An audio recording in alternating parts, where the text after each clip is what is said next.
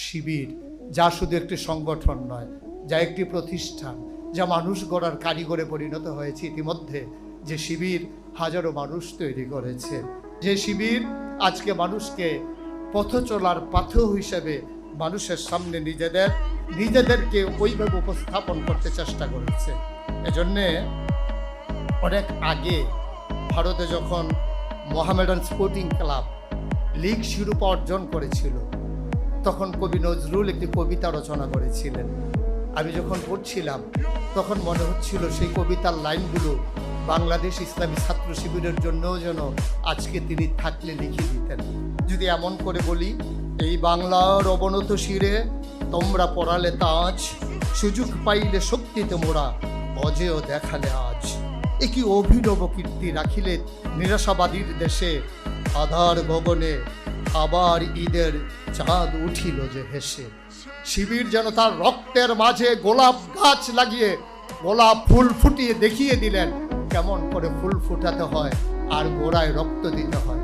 আমি বিশ্বাস করি, আমি তাদেরকে নিয়ে স্বপ্ন দেখি, আমি তাদের মাঝে আমি আশায় বুক বাঁধি যারা আজকে আমার সামনে বসে আছে।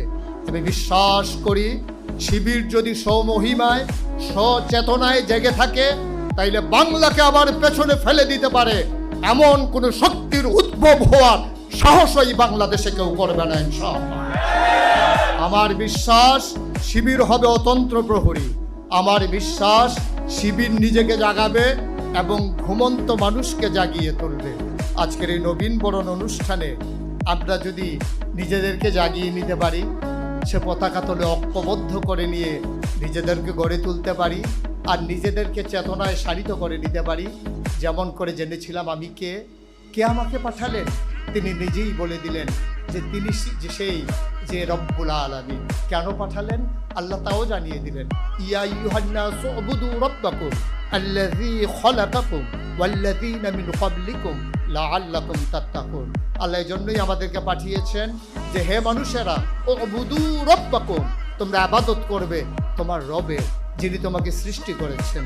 তিনি মায়ের আর বাবার মধুর মিলনে যখন তারা লিপ্ত হয়েছিল, তখন বাবার পিঠ থেকে মায়ের বুক থেকে দুফুটো পানি সবেগে নির্গত হয়ে যে যেখানে গিয়ে একত্রিত হয়েছিল মায়ের সেই রেহেমের ভিতরে দুফুটো পানি হয়ে গেল এক ফোঁটা রক্ত।